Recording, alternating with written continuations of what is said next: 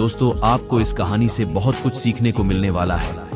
यानी कि आपको खुश रहने का जो मूल मंत्र है वो आखिर क्या है, वो आपको पता चल जाएगा और आप अपने जीवन में हमेशा खुश रहेंगे। बहुत समय पहले की बात है। गंगा नदी के किनारे एक पीपल का पेड़ था।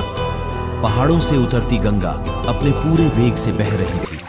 अचानक पेड़ से दो पत्ते नदी में आकर गिर गए। एक पत्ता तिरछा गिरा और एक पत्ता सीधा गिरा।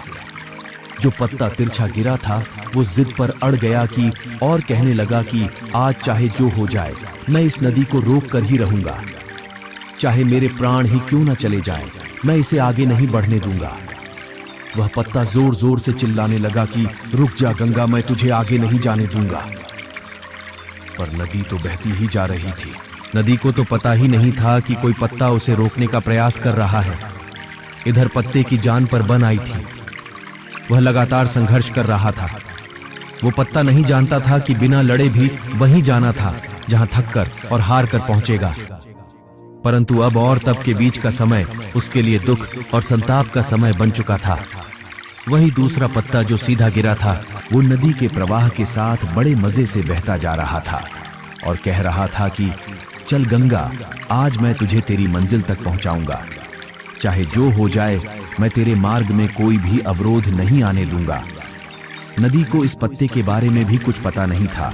वह तो अपनी धुन में सागर की ओर बहती जा रही थी।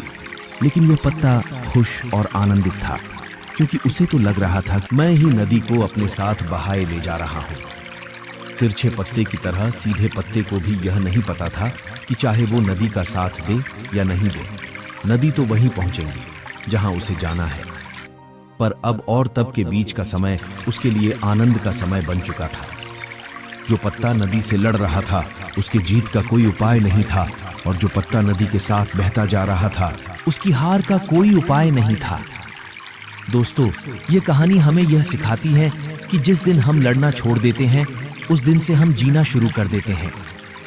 अब लड़ना छोड़ देने का अर्थ ये नहीं है कि आप सपने ना देखें या उसके लिए मेहनत करना बंद कर दें, बल्कि लड़ना छोड़ देने का अर्थ यह है कि आप उन चीजों की बदलने की कोशिश न करें जो आपके हाथ में नहीं है। यही खुश रहने का मूल मंत्र है। दूसरों को बदलने में अपना जीवन को बर्बाद न करें, बल्कि खुद को बदलें। दोस्तों, ये कहानी आपको कैसी लगी?